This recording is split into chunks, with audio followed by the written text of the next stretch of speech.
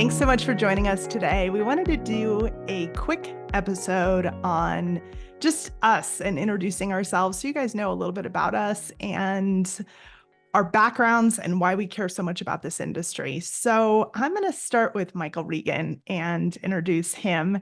He has been my coach for many years. I actually just found my experience shirt the other day and sent him a picture of it. And what I love about Michael is he looks at things in a really systematic way, and that's been so helpful for me over the years. But I want him to tell us a little bit about his experience with coaching.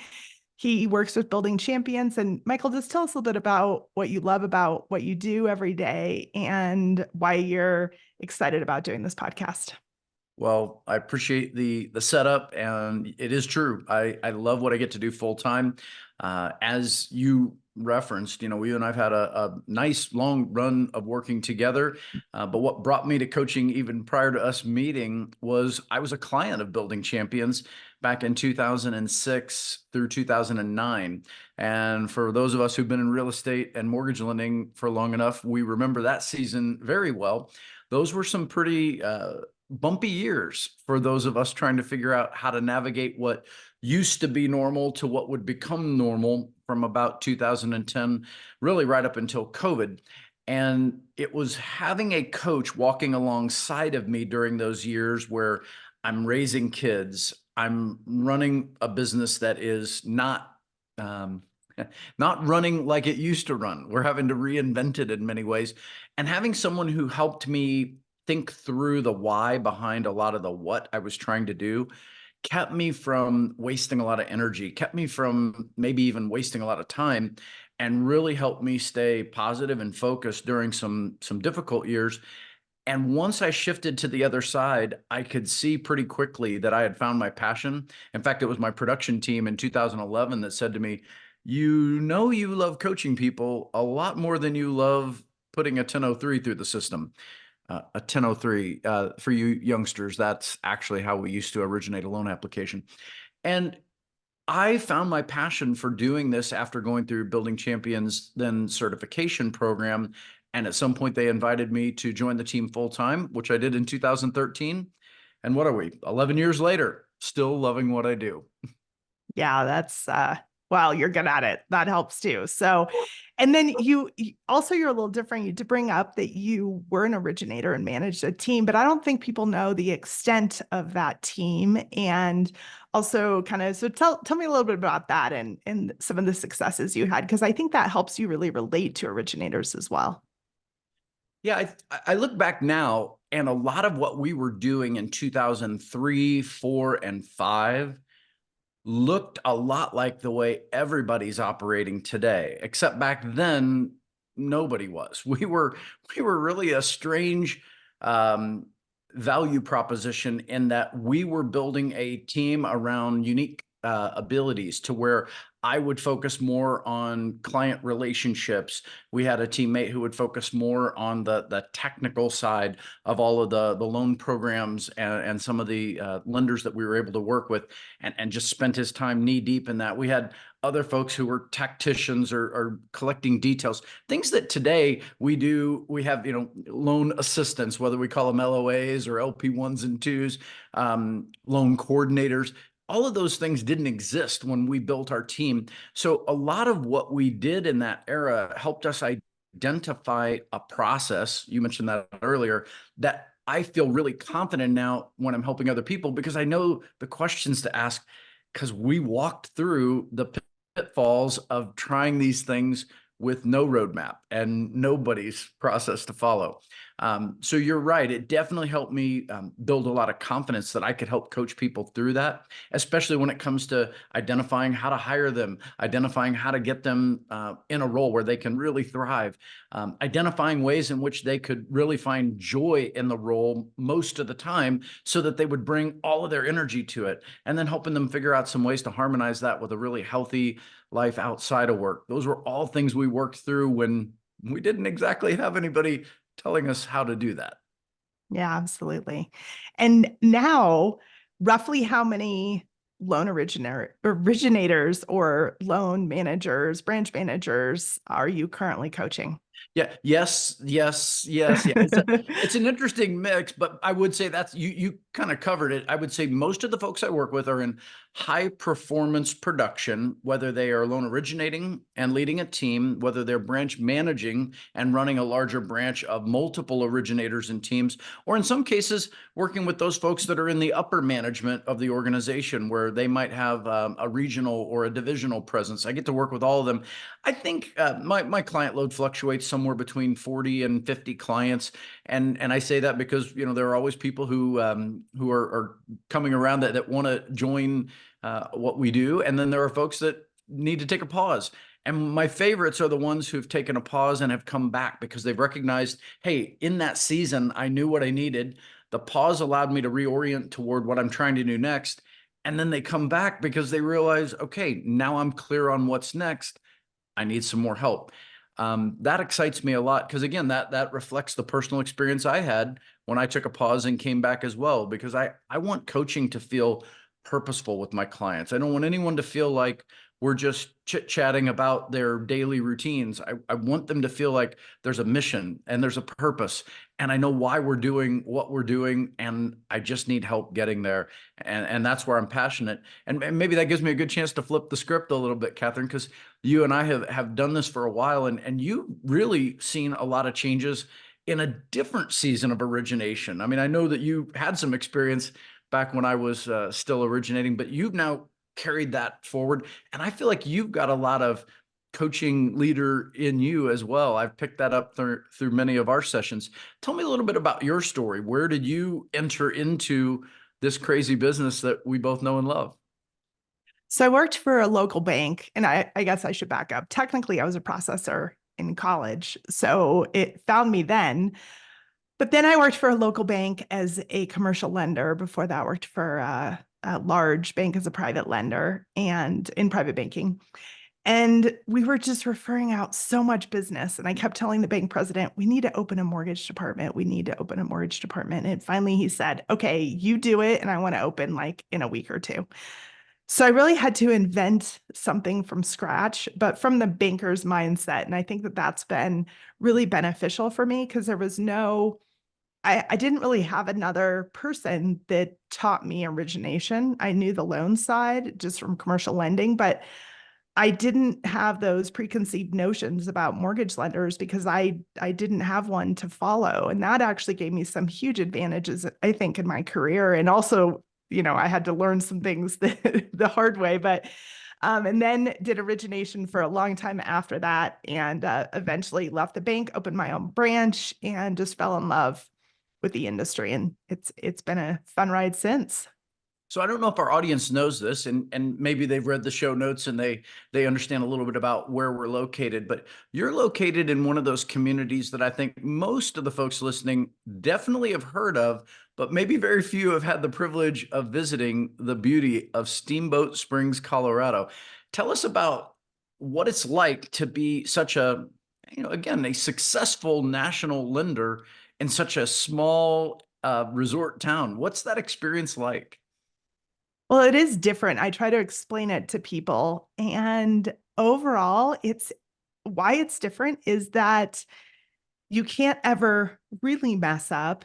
If you do, you're going to see them in the grocery store and you won't be able to go to the grocery store. So you really have to focus in on your reputation and what you're doing with every single loan and every single client because you kind of have one chance. And that has made us really refined in our operations and our structure. And I'm really focused on reputation management because it's so key to our business here in this small town.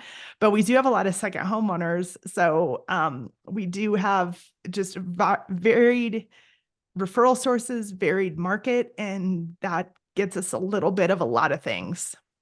Yeah, I know that when I've heard your story and then walked with you for these last 8 or so years, it has occurred to me that you really do embrace that idea of the client experience, maybe for that motivation that you described, but you experience it in a way that I think we could all learn a lot from, because so often when we're in these larger markets, like I operated in Scottsdale, Arizona, and that's just a different market, especially Metro Phoenix, maybe the fifth or sixth largest metro area in the country.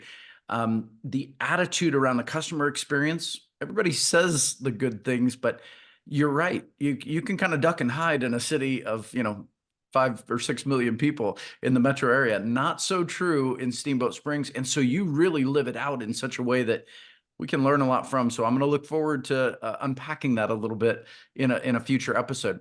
How about pivot and tell me a little bit about the future as you look at the industry and where we're going. Where are you going as a leader in your community, and where did your passion for this podcast help carry you in the direction of the future you're heading toward?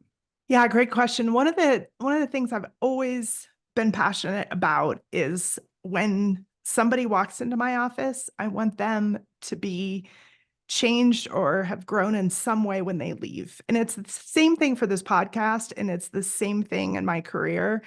So I'm doing things like teaching classes for United Way here locally on credit, home buying, getting into the schools, teaching them, just doing as much as I can to give the information that I have so close. And we just think, oh, it's second nature for us. But so many people don't know the credit game. So many people don't know the home buying game, and just kind of teaching that in our community, I think is huge. So that's really been my focus. And then I really like doing this podcast because I feel like it'll help not only originators and real estate agents, but I've heard since that first episode's launched how it's helping people outside of the industry. Somebody told me the other day that they have set goals for themselves every day since they've listened to the podcast, and that made me feel really good. So if I can make a difference, that's going to be great because my overall passion is helping people. Yeah, that feels really clear to me too, and maybe full circle for me. I started my career running and operating a small business outside of the real estate industry. We were a manufacturing company based here in Tempe, Arizona, and I did that for 15 years. And now seeing what some of our topics allow us to unpack on this podcast, I really do see where, even though our audience might appear to be more real estate oriented, you're right. The applications are broad enough, and I've heard that same feedback that you don't need to be in real estate to enjoy the direction we're trying to take some of these conversations. And I hope that encourages the audience to not only continue to follow along, but to share the link for these podcasts with other friends or coworkers or colleagues that own small businesses, because entrepreneurial spirits show up in all kinds of marketplaces and in all kinds of business opportunities, and we want to be a part of those conversations. And I look forward to expanding some of these topics into directions that maybe you and I even learn a lot from as we invite guests to join along with us. Absolutely. And hey, I want to throw in some fun because you're not only coaching and lending, you have some fun parts of you. And I'm going to bring up two I can think of. One is sports and one is music. So tell me quickly about those before we sign off today. I know some of us may be listening on audio, but for those of you on video, I may have just put my hand on my heart. You said sports, and of course I've got my bird on a bat here, which is my beloved St. Louis Cardinals. True statement, and guilty as charged. I definitely do love sports. What I think I love most, and most of you won't ever get to see this, but hanging on my wall right in front of my camera and my microphone is a cover of the 1983 Sports Illustrated, in which the North Carolina State Wolfpack had just won the national championship, led by a coach named Jim Valvano. And I'll just ask you all to just go Google Jim Valvano, maybe one of the most inspirational athletic coaches I've ever experienced. And I think even if you don't love college basketball, even if you don't love NC State, his story is incredible. We lost Jim to cancer, and some of you may know the Jimmy V Cancer Fund to this day because his legacy continues on. But it's sports in stories like Jim Valvano that really captured my passion. When I could see how coaching was an opportunity to reach into an athlete's head and heart and help pull out of them what they believed at some level was possible, but had no confidence or idea of how to get there. And you're able to come alongside of them and inspire them and keep them focused and not let them give up.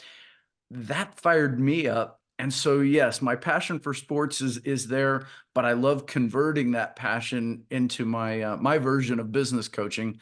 And I suppose music might be another area of passion in which I have a lot of fun. You know, also in front of me is my drum kit, my bass rig, my guitar, and a heck of a lot of music. I find that to be a creative outlet and also a great analogy for a lot of the things that I coach on, because music has a lot of moving parts in order for it to sound beautiful. And I think that's true when we're leading our teams. There are a lot of moving parts. And if we can get them harmonized in a way that they sound beautiful, we can create amazing songs. And so if I take that analogy and apply it, it allows me to take another passion of mine and plug it into my coaching.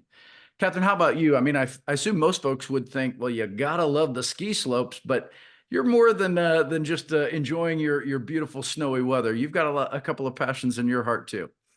Absolutely. I love to travel because seeing new things and meeting people in different cultures is always amazing. And I have two girls, and they're a busy part of my life along with my husband. And I like hiking, getting outside. I'm actually not a very good skier, which is, I know will make some people ill, but it's just the way it went.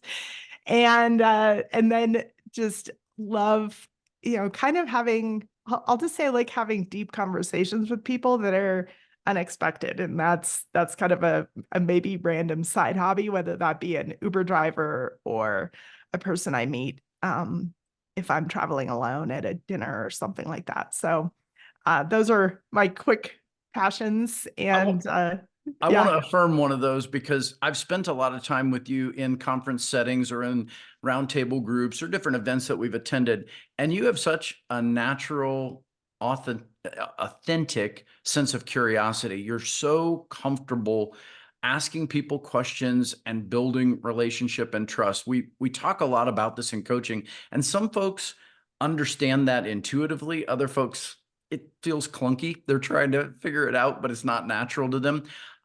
That's an area where I've never felt that I needed to coach you into. I've always enjoyed that that's a natural strength you already bring.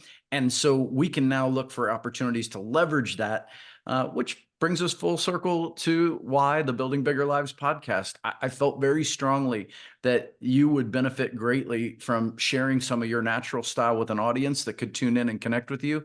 And I really look forward to the feedback we get over these future episodes as people learn more about how you love to pull some of those deep thoughts out of the experiences that you've had with others and now bring them back and share them with our audience.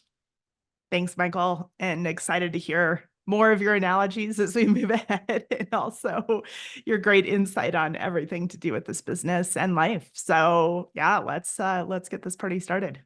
Sounds good. Listen, audience, thanks for giving us a chance just to pause for a moment from our normal topics and give you a little glimpse into why Kathryn and I are excited to be a part of this. We hope you're excited to join us, and we really do mean it. If you enjoy what we do, please, your reviews are valuable, you sharing it with others is valuable, and your participation is valuable. So as we post these very same podcasts on our YouTube channel, you'll have an opportunity to post notes, ask questions, and interact with us over some of these future topics. We look forward to all of it. And we thank you for joining us today. We'll see you soon on an episode of Building Bigger Lives.